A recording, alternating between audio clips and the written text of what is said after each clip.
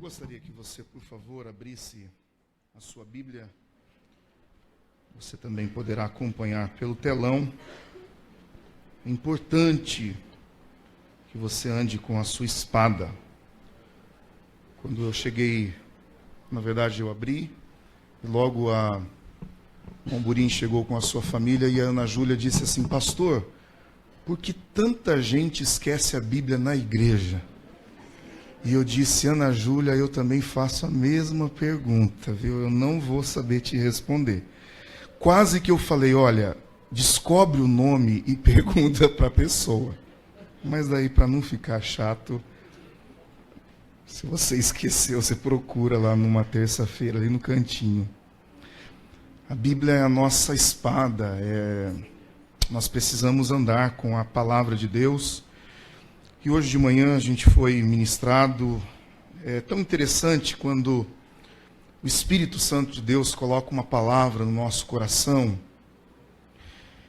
E aí você permite que ele vai ministrando e ao final do culto, um casal, ele pela primeira vez esteve na igreja, ele veio aqui à frente me cumprimentar. E a esposa e ele disseram assim: nós nos cutucamos a mensagem inteira, porque o Senhor pregou tudo o que nós havíamos conversado ontem. E eu disse: glória a Deus, pelo menos alguém o Senhor queria falar. E eu tenho certeza que a mesma palavra, ela vem de acordo com a necessidade do nosso coração. E eu tenho certeza que Jesus, que, através do Espírito Santo de Deus, vai falar com você nessa noite. Abra comigo, por favor, no livro de Números, bem no início do Antigo Testamento, um livro que faz parte dos escritos do Pentateuco. Capítulo de número 13. Nós vamos fazer uma leitura inicial e depois a gente continua trabalhando em cima desse texto. Eu espero que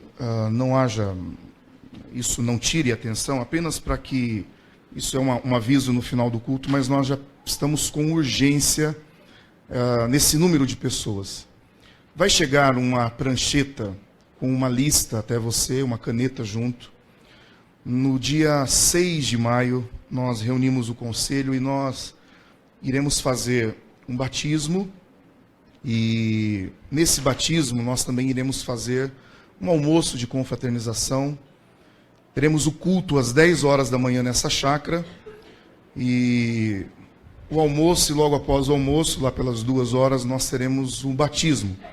Então, como que você vai colocar? Coloque um nome da família e a quantidade de pessoas da sua casa. Não precisa colocar Marcos, Lu. Coloque o nome, por exemplo, o nome ou da mulher ou do esposo e a quantidade do número que é da sua família, para que a gente tenha apenas uma ideia de quantas pessoas estarão conosco no dia 6 de maio, que já será no primeiro domingo de maio, do mês de maio. A organização da nossa igreja, ela aconteceu no mês de janeiro de 1978. Porém, todo ano de janeiro ele é complicado por conta das férias. A gente acaba evitando fazer a comemoração para que todos tenham condições de participar. E o mês de maio é um mês que a gente denomina o mês da família. E essa igreja é uma grande família. Amém, queridos irmãos? Eu faço parte. O Senhor permitiu e nos plantou nesse tempo, nessa igreja, para nós sermos essa família de muitos irmãos em Cristo. E nós iremos ter todo um mês de comemoração e nós iremos iniciar pelo dia 6, que é a nossa ceia, mas também com esse batismo. Quem é convidado para esse momento? Você que está aqui conosco. Aí você fala: mas é a primeira vez que eu venho. Puxa, você é uma pessoa sortuda, hein? Jesus te ama, que trouxe você nessa noite para ser convidado para estar com a gente. Então, todos que estão são os nossos convidados a participar. Nós alugamos a chácara do Zamboni. Muito fácil chegar, já vou adiantando. Preste bastante atenção para que fique nítido o lugar. Depois nós vamos fazer um mapinha também, mas não tem segredo. Se você for por fora, por aquela destilaria que tem, pela rodovia, tem a avenida principal do São Judas. Todo mundo sabe onde é a avenida principal do São Judas? Lá por cima. Desce a avenida inteira. Quando virar uma rua só, vai ter um muro, que é de uma chácara dos Trescentes, um muro bem grandão. Você continua descendo, no segundo portão dessa chácara, a chácara do Zamboni é de frente. Se você for por baixo, sentido ao Grêmio, não desça no Grêmio, continue seguindo o muro daquela chácara grande. Acabou o muro, você desce à direita, vai dar no mesmo local. Então nós teremos uma manhã, às 10 horas da manhã nós iniciaremos o culto. Então você pode chegar antes, nós teremos um momento de reflexão da palavra de Deus, de cânticos, almoçaremos juntos e depois nós realizaremos o batismo desses irmãos que estão se preparando. Você fala, quanto que vai custar? Vai custar um refrigerante para aqueles que podem e uma sobremesa por família. A gente sempre faz isso, sempre deu certo, muita fartura. E a gente apenas pede para que seja algo padronizado, não fique... Porque lá não vai ser o seu refrigerante, vai ser o refrigerante do almoço.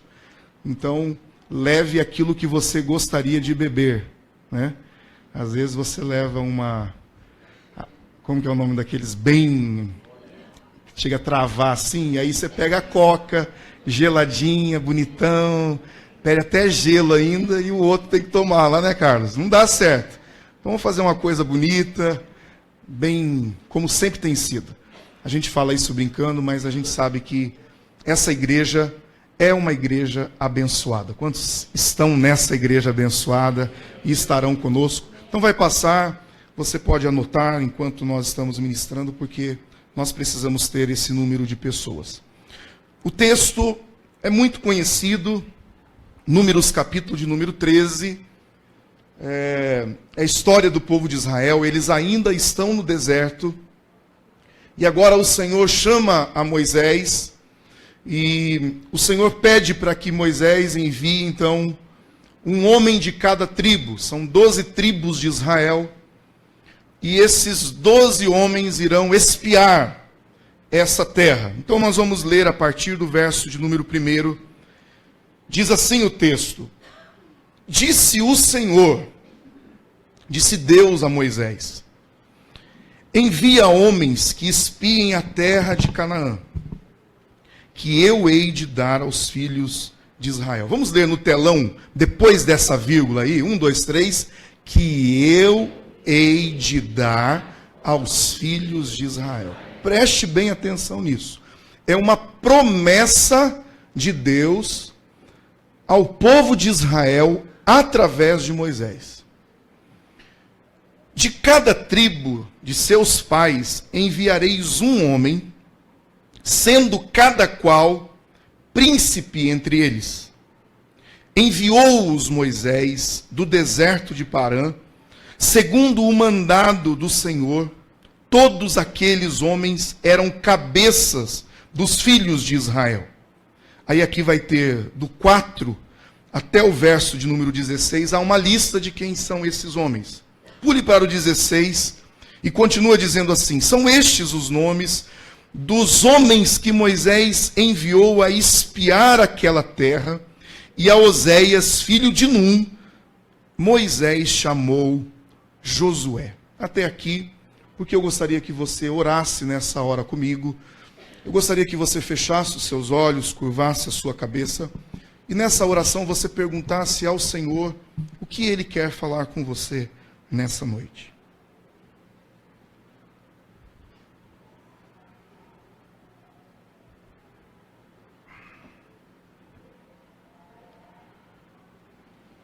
Obrigado, Pai, pela Tua palavra. Obrigado por uma noite tão preciosa que o Senhor tem nos dado. A Tua igreja está nesse momento reunidas, Senhor, no nome de Jesus, para ouvir a Tua palavra. Não é a minha palavra, é a Tua palavra. E nós te pedimos, Pai, que o Espírito Santo de conhecimento, de entendimento e sabedoria venha sobre cada um de nós, para que essa palavra seja compreendida, absorvida E assim como uma terra que está pronta para receber uma semente, ela possa ser plantada em cada coração. Do adolescente, da criança que está nesse auditório, a pessoa mais avançada em idade, que ela traga um significado. E além do mais, ela venha trazer mudanças na nossa vida, na nossa maneira de ser. Assim nós rogamos que o Teu Espírito Santo conduza esse momento e nós possamos sair daqui melhores do que nós chegamos. Nós oramos no nome do Teu Filho amado Jesus e toda a igreja de Deus diga amém. Amém. Glória a Deus. Em 1980, foi o ano do meu nascimento, falecia um jornalista, cronista, crítico e também muito criticado. E uma das suas falas, Nelson Rodrigues, disse assim: os idiotas vão tomar conta do mundo, não pela capacidade, mas pela quantidade, porque eles são muitos.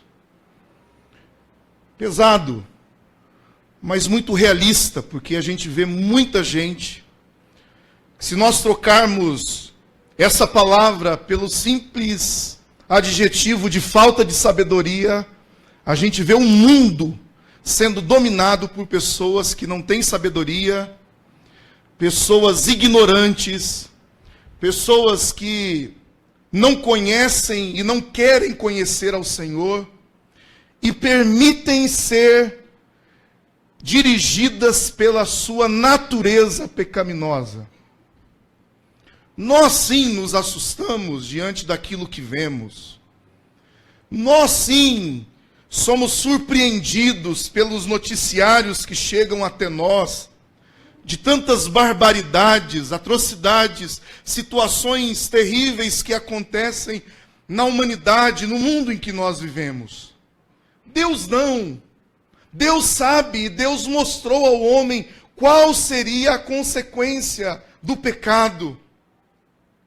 O salário do pecado é a morte, mas o dom gratuito de Deus é a salvação, é a vida eterna, através do Senhor e Salvador Jesus Cristo. Mas eu e você sofremos as consequências da natureza pecaminosa. E é certo que quando nós olhamos o cenário da nossa nação, quando nós olhamos o cenário político do nosso país, a gente não consegue acreditar que é possível alguém mudar isso. E não sendo, porque não desejo ser negativista, mas sim realista, de fato, não será a política que mudará o nosso país. Não será a política que algum homem que se levantará para acabar com essa corrupção. Não. A única solução para uma nação está na Bíblia. Feliz é a nação cujo Deus é o Senhor. Enquanto o nosso país, enquanto os nossos governantes não se prostrarem diante do Senhor dos Senhores, do Deus Criador dos céus e da terra, nós continuaremos nos deparando com todo tipo de situação. E durante a semana, quando eu estava aqui no escritório, orando, lendo um pouco, e eu quase não ouço músicas, dificilmente, por mais sendo músico, o que eu menos faço é ouvir música. E essa semana, então, eu decidi ouvir um pouco de música.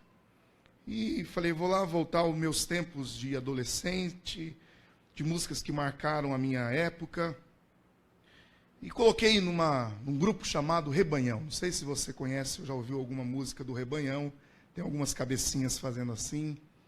Músicas cristocêntricas, músicas boas para ser ouvida. Tem até um rockzinho, né, Gui? Uma música boa ali. E o coro dessa música, que é uma música muito interessante, ele diz assim: de que lado você está? É uma pergunta que tem nessa letra, porque ele vai trazer um comparativo de uma vida que é dirigida pelo Espírito Santo de Deus e uma vida que é dirigida por aquilo que a nossa carne, os prazeres da nossa vida tentam vir sobre nós. E esse é o tema dessa mensagem. De que lado você está? E eu queria que você perguntasse para quem está perto de você aí, de que lado você está, meu irmão? Pode perguntar para a esposa, para o amigo, mas eu gostaria que você perguntasse para alguém, de que lado você está, Fabiana? De que lado você está, Luiz? De que lado você está, Ângela? Essa é uma pergunta interessante, porque a história vai nos mostrar dois lados, dois grupos de pessoas, homens aptos. Interessante que Deus chama a Moisés e diz: separe os príncipes de cada tribo, convoque-os.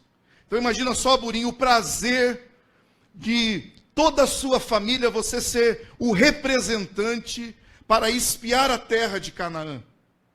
Eu imagino que aqueles moços, aqueles homens, se sentiram importantes naquele momento, com uma responsabilidade muito grande. E perceba aquilo que Deus está dizendo a Moisés, a palavra de Deus a Moisés dizendo: olha, espiem a terra de Canaã, que eu hei de dar aos filhos de Israel.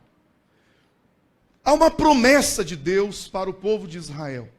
Eles já haviam saído do Egito com essa promessa de um lugar para que eles pudessem habitar. Mas é interessante, queridos, que mesmo com uma promessa, era preciso aquela terra ser conquistada.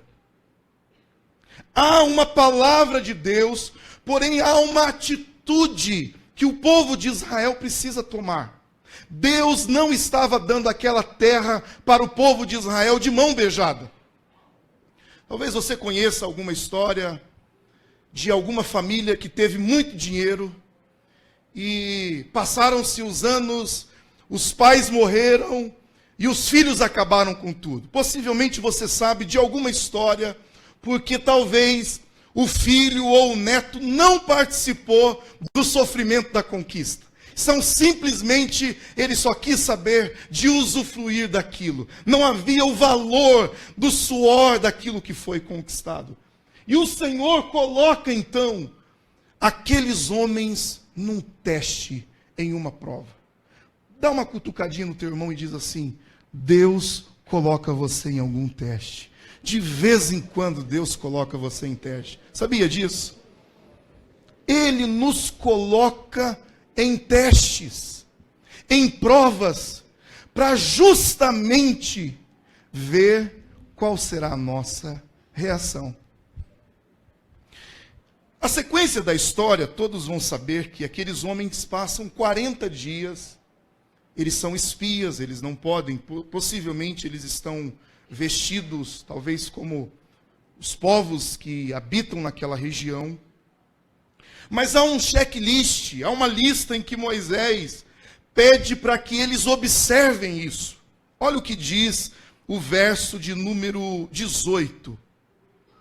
Vede a terra, que tal é o povo que nela habita, se é forte ou fraco, se poucos ou muitos, e qual é a terra em que habita, se é boa ou má. E que tais são as cidades em que habitam, se em arraiais, se em fortalezas. Também qual é a terra, se ela realmente é fértil ou estéril, se nela há matas ou não. E aí, olha o que Moisés está dizendo para eles. O meu texto diz assim: tende ânimo. Como está nessa versão aqui? Esforçai-vos.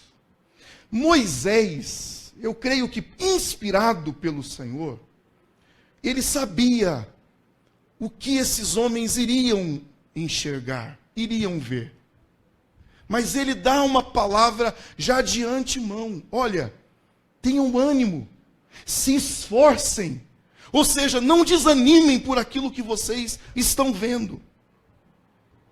O texto continua dizendo: e trazei dos frutos dessa terra. Eram aqueles dias, os dias das primícias das uvas. Até aqui, por enquanto. Então eles saem com essa missão. Eles começam a observar, eu não sei se eles estão todos juntos ou se eles se espalham, mas em algum momento eles se encontram para tirar conclusões já durante o caminho. Sabe por quê? Porque é nítido que quando eles retornam após 40 dias, há uma expectativa muito grande.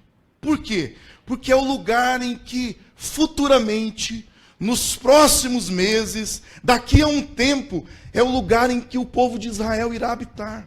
Havia uma expectativa nas tribos, no povo de Israel. Versículo número 25 diz assim: a cabo de 40 dias voltaram de espiar a terra. Caminharam e vieram a Moisés e Arão e a toda a congregação dos filhos de Israel no deserto, a Cádiz. Deram-lhes conta eles e toda a congregação e mostraram-lhe o fruto da terra. 10 espias têm um relatório para entregar e 2 espias têm um relatório diferente. Perceba que há uma influência de alguém dentro desses 10 espias. Não é possível todos esses 10 não terem conversado antes para chegar nessa perspectiva que eles têm sobre a terra de Canaã. Quando eles voltam, eles de fato vão dizer assim: realmente, Moisés, a terra mana leite e mel. Só que esses 10 espias, eles começaram e voltaram os olhos deles para aquilo que era de dificuldade. E há uma pergunta que eu gostaria de fazer a você, meu querido irmão, minha querida irmã, nessa noite. Quem você tem ouvido? Quem são as pessoas que têm te aconselhado? Qual a roda de amigos que você tem participado? É interessante nós notarmos, queridos irmãos, e eu não sei se você conhece, mas eu já conheci algumas pessoas que nada tá bom para ela. Conhece alguém assim, irmão Daniel? Se chove, tá ruim. Se tá sol, tá ruim. Se a comida tá sem sal, tá ruim. Se tem sal demais, tá ruim. Se faltou salada, ou tá faltando alguma coisa. E vou te falar uma coisa: se você começa a andar demais com essa pessoa, sabe o que acontece? Daqui a pouco você nem percebe, mas você está reclamando de tudo. A influência é algo terrível e que tem acontecido na influência, na vivência dos nossos filhos, na juventude. Perceba que de vez em quando há uma onda de corte de cabelo. Aí quando você olha um jogo de futebol, é o bendito do Neymar, que não tem nada a ver com a minha família, e está colocando o corte de cabeça do cabelo dentro de casa. E pior, é feio. Não vem me dizer que é bonito aquilo. Mas é assim. Há uma tendência de nós absorvermos aquilo que está ao nosso derredor. Eu não sei qual desses homens contaminou aquele ambiente, mas ele se esqueceu de que Deus havia prometido aquela terra. Antes deles saírem, o Senhor disse através de Moisés: eu hei de dar essa terra aos filhos de Israel. Eu tenho certeza que se aqueles moços, aqueles homens todos os dias tivessem levantados e tivessem olhado os Néfilins, aqueles homens gigantes, e tivessem pensado: olha, eles podem ser grandes, mas se Deus nos sustentou até aqui, o Senhor vai nos dar essa terra. Vamos continuar firmes, vamos nos lembrar daquilo que Moisés disse, vamos ter ânimo, vamos nos esforçar. Mas infelizmente, queridos irmãos, há uma contaminação de negatividade sobre esses homens. eles se esquecem da promessa de Deus e voltam os seus olhos para o problema, para as dificuldades. Eu não sei com quem eu estou falando aqui nessa noite, se você entrou enfrentando uma grande luta, um grande problema na sua vida, talvez é sim um grande problema para você. Mas eu quero te dizer que há uma promessa de Deus na sua vida, e essa promessa de Deus, Ele é fiel para cumprir. Ele é fiel para cumprir. Perceba o que eles dizem. Verso de número 28. O povo que habita nessa terra é poderoso. Eles não trouxeram um relatório mentiroso, não. Era verdade aquilo. Era um povo poderoso. As cidades eram muito grandes, sim. Eram fortificadas. Também haviam ali os filhos de Enaque, os amalequitas, os heteus, os jebuseus, os amorreus, os cananeus. Ou seja, aquele lugar era totalmente povoado. Verso de número 30. Ah, queridos irmãos, eu fico imaginando, Caleb foi dando um comichão dentro dele. Ele falou, não é possível. Olha o que Caleb faz. Então Caleb fez calar o povo perante Moisés. Sabe por quê? Porque começou-se, é verdade, ai meu Deus do céu. Esses 10 homens começaram a contaminar toda a congregação de Israel. Houve murmuração naquele momento. Ai, olha só, eles voltaram a cabeça lá para o Egito. Por que nós fomos sair de lá? Queridos irmãos, quando eu estava lendo esse texto, eu comecei a analisar algumas situações, alguns momentos, até mesmo da minha vida, momentos em que a gente está mais fragilizado, há dias que a gente está mais fragilizado. Sexta-feira eu vim para o culto pela misericórdia de Deus, com muita dor, sentindo febre, calafrios. E perceba uma coisa, às vezes a gente deixa de vir na igreja porque está com algum problema. Às vezes a gente deixa de vir congregar. E sabe o que aconteceu sexta-feira durante a mensagem?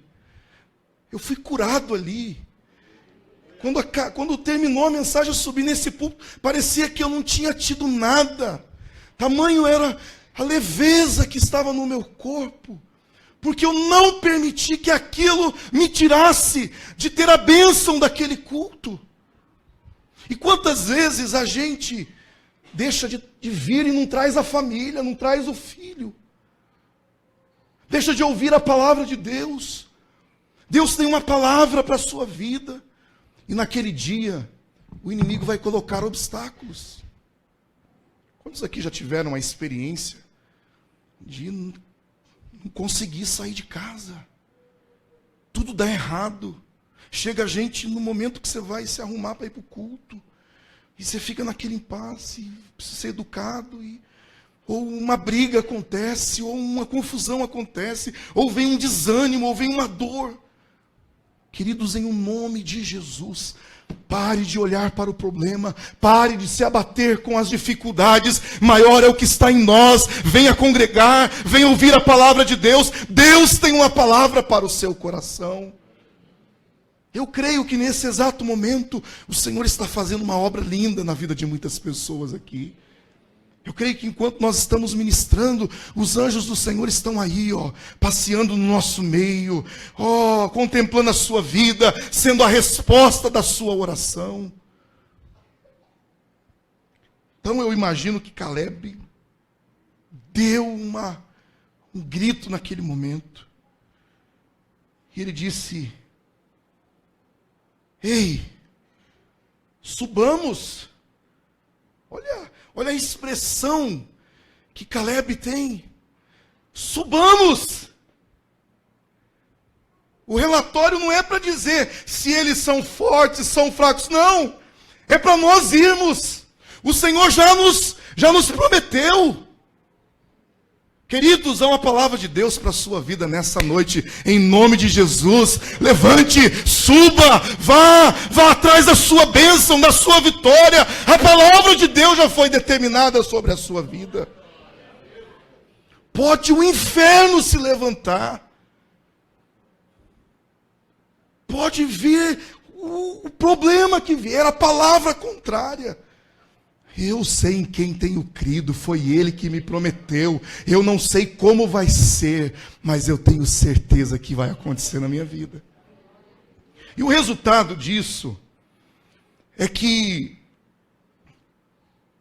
apenas 2 pessoas, 2 homens não permitiram que os seus corações se voltassem para os problemas que haviam lá.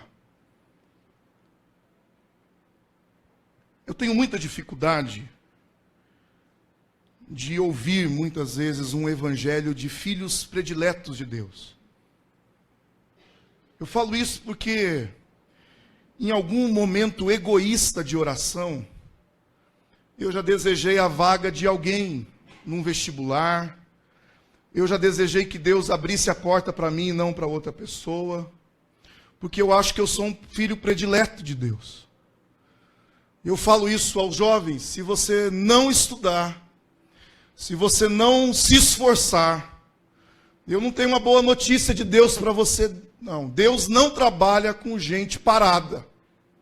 Deus não trabalha com gente que dá trabalho. Se você estudar, se você colocar a sua vida no altar do Senhor, Ele milagrosamente pode fazer muitas coisas por você. Mas não venha acreditar que se você não estudar, você pode fechar o olhinho lá e o anjo vai vir com a caneta na mão e colocar a resposta certa. Eu não creio num evangelho, numa vida espiritual assim.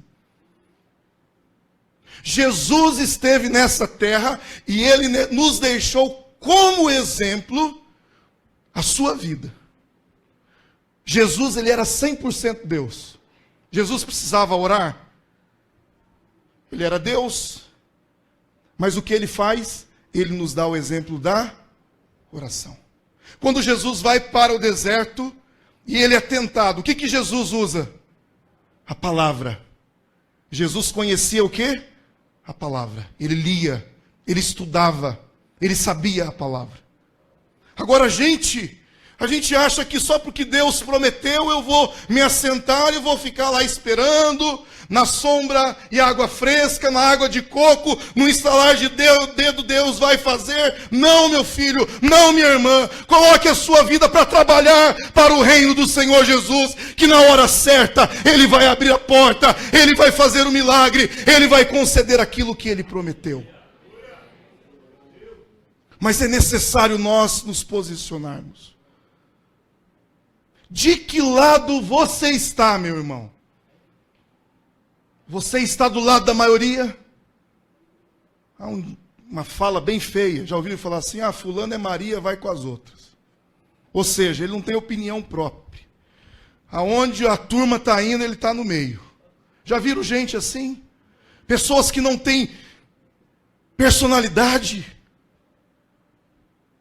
É crente, mas quando está todo mundo na farra, ele está lá.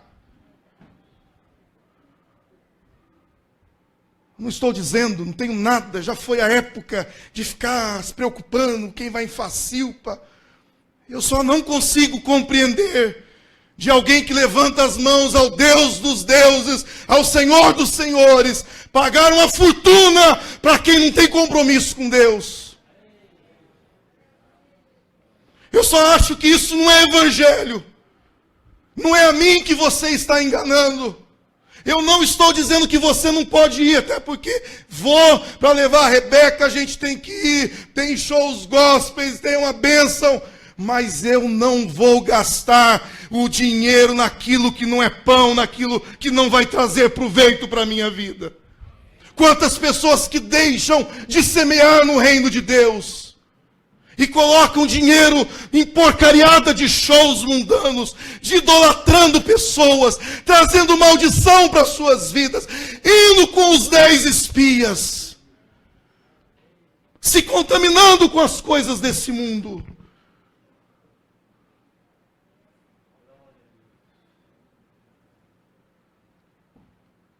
quero te dizer, meu irmão, que essa palavra é muito séria. Aqueles homens foram contaminados ao ponto de perderem aquilo que Deus havia prometido para eles. Vamos comigo no verso de número 30 do capítulo de número 14.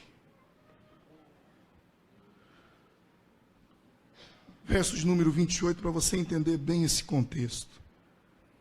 É o Senhor dizendo, através de Moisés a esses homens: diz-lhes, por minha vida, diz o Senhor, que como falastes aos meus ouvidos, assim farei a vós outros. Olha para os 10 espias, olhe para aqueles que murmuraram, olhe para aqueles que comungaram com a opinião deles. Neste deserto cairão os vossos cadáveres, como também todos de que vós foram contados segundo o censo, de 20 anos para cima, o que dentre vós contra mim murmurastes. Não entrareis na terra, pelo qual jurei que vos faria habitar nela, salvo, diga comigo, Calebe, filho de Jefoné, e a Josué, filho de Nun. Vale a pena estar com a maioria? Vale a pena ouvir os recados que as pessoas aí fora estão dando? Muitas vezes temos visto pais chorando pelos filhos, aconselhando: meu filho não vai por esse caminho. E a pessoa faz questão de ir lá, queima etapas, vive uma vida dissoluta, uma vida de pecado, sem responsabilidade. Eu quero dizer a você, com muito temor, com muito amor, nós não podemos zombar e brincar com o Evangelho de Jesus Cristo. Deus é um Deus de amor, mas Ele também é um Deus de justiça.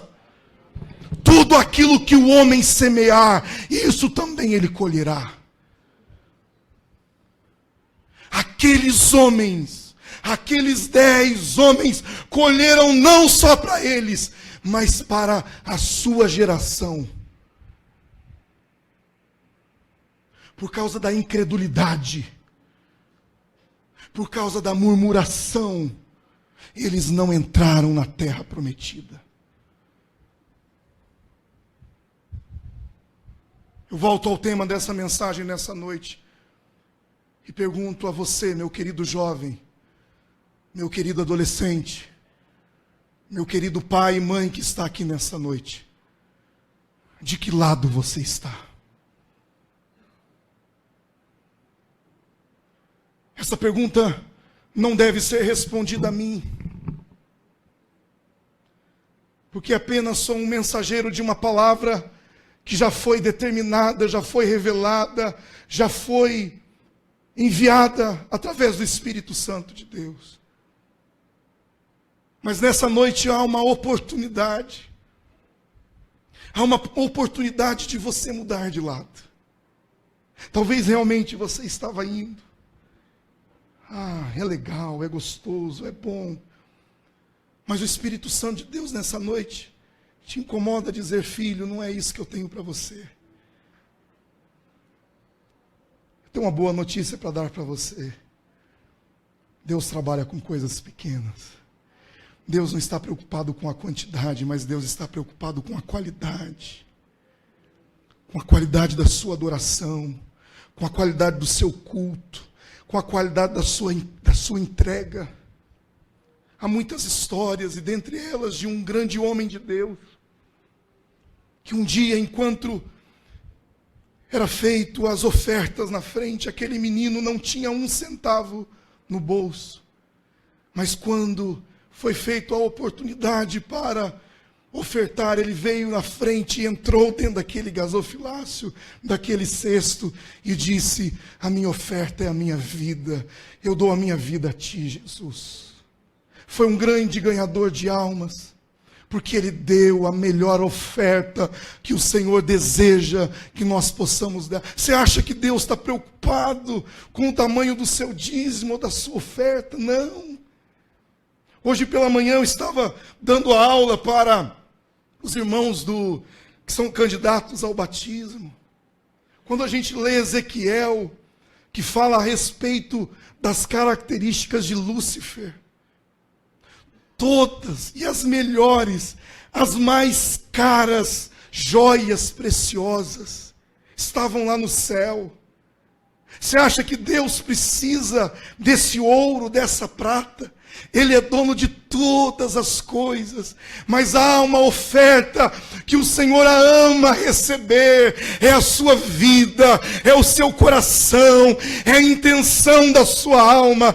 Você pode não ter nada nessa noite, mas eu posso te dizer que se Jesus habita e Ele controla a tua vida, você é o homem e a mulher mais rica de Lençóis Paulista. Louvado seja o nome do Senhor Jesus.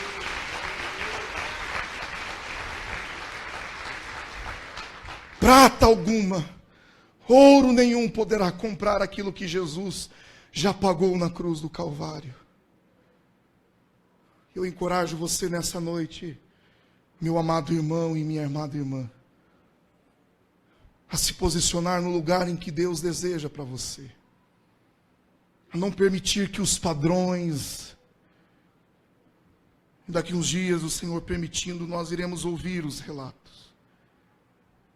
O relato de uma igreja que é perseguida diariamente.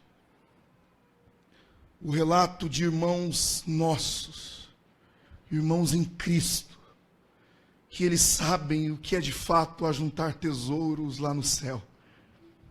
Porque mesmo que eles quisessem, eles não têm condição alguma de juntar nada na terra, porque eles já perderam tudo. Mas nada e ninguém pode arrancar deles a alegria da salvação. Nós somos privilegiados, irmãos. Nós somos privilegiados. Quantos nessa noite passaram frio, fome?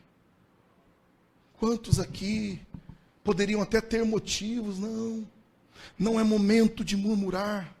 Com muito carinho, coloque a mão no ombro do seu irmão e diz: meu irmão, não é momento de murmurar. Sabe por quê? Tem consequências para a murmuração. Está difícil, está complicado. É um teste de Deus para você.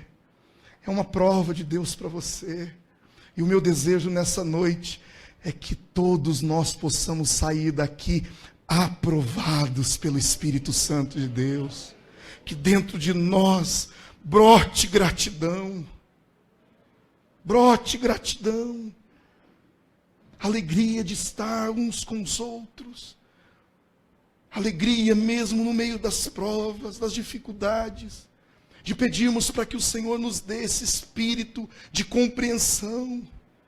Que não é fácil, não estou dizendo de uma coisa que eu tiro de letra, não. As lutas são e mudam apenas de endereço. Nós temos as nossas aflições, os nossos anseios, as nossas dúvidas, os nossos questionamentos. Mas não permita que esse espírito dos 10 espias venha sobre você. Tome uma posição de crer que aquele que começou a boa obra, Ele é fiel para cumprir na nossa vida. Ele vai cumprir. Eu tenho a absoluta certeza de que Ele vai cumprir.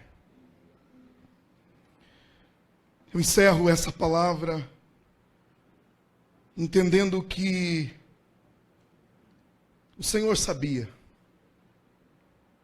O Senhor sabia.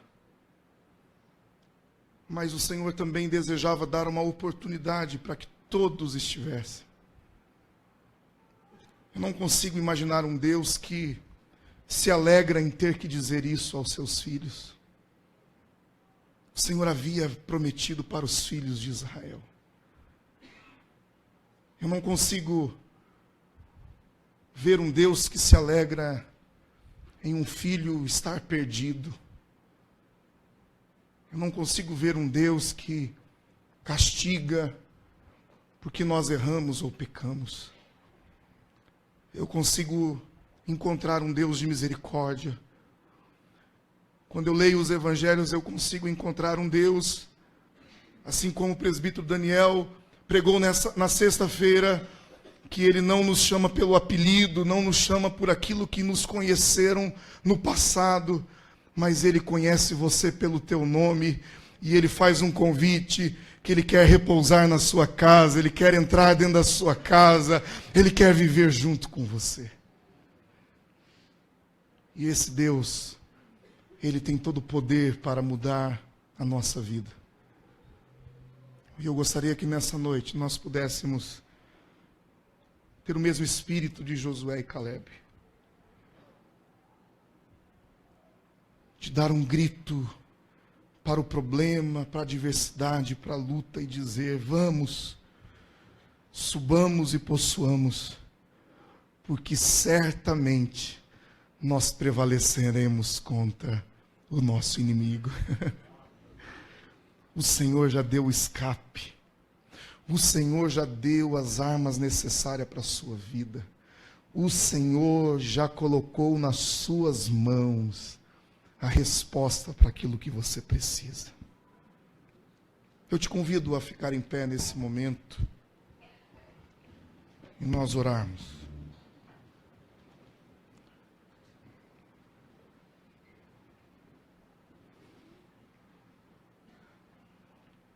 Eu não vou convidar você a vir aqui à frente, porque não há a necessidade e também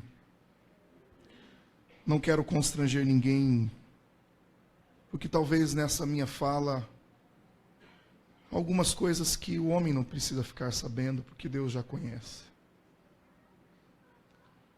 Mas eu sei que há pessoas que chegaram aqui nessa noite que estão do lado errado.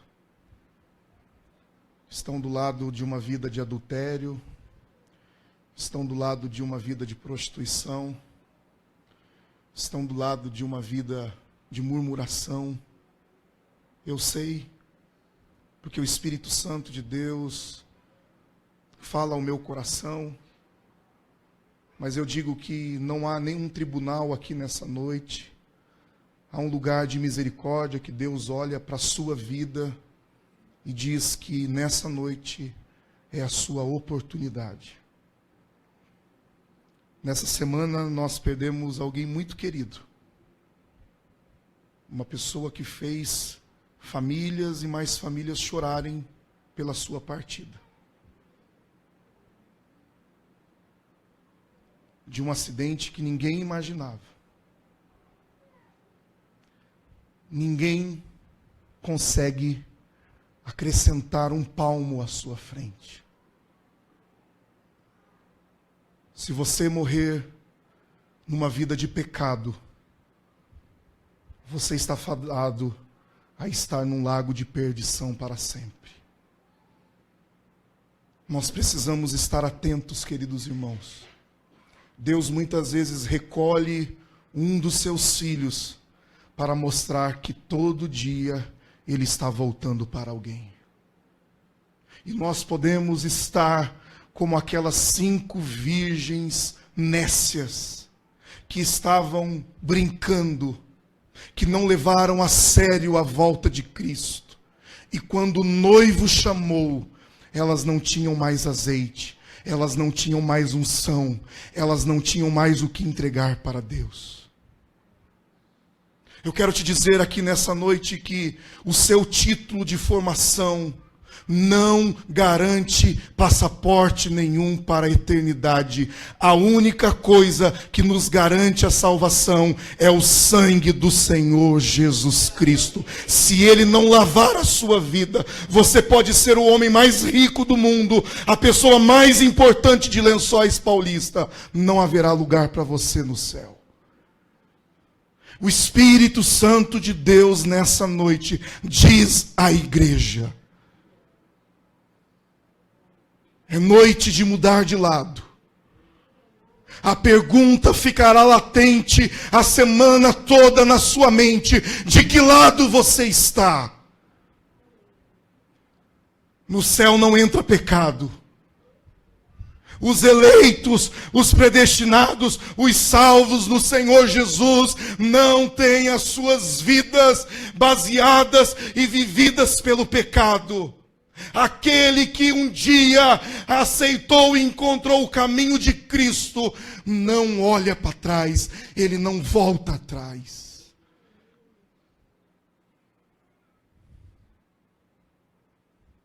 A porta da graça está aberta nessa noite. O lado ainda é possível mudar nessa noite. Eu não posso fazer nada por você, mas você pode, se com sinceridade você orar ao Senhor nessa hora.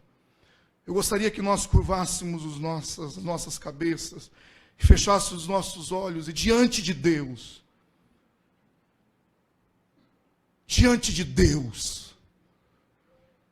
não é diante da autoridade da igreja, dos presbíteros, dos diáconos, da liderança, porque eu não vou levar ninguém para o céu, eu não tenho esse poder. Mas eu quero que diante de Deus você assuma uma responsabilidade. Você deixe a vida de pecado. Você deixe a vida de prostituição, porque no lugar aonde Deus preparou moradas, não há lugar para o pecado. Muitos dirão aquele dia: Senhor, Senhor, em teu nome eu realizei milagres, eu profetizei, eu expulsei demônios. E eles ouvirão: apartai-vos de mim, vós que praticais a iniquidade. Deixe o pecado aos pés da cruz nessa noite. Se arrependa diante de Deus. A porta da graça está aberta a todos quantos entenderam a mensagem dessa noite. Senhor, nosso Deus e nosso Pai. Pai, eu sei que essa noite é aquelas noites difíceis de dormir, porque sobre o corpo vem o peso da responsabilidade de uma palavra como essa, Pai. Mas eu prefiro deixar tudo aqui, nesse auditório, do que voltar para minha casa e alguém não ouvir aquilo que o Senhor tem para dizer para a tua igreja, Pai.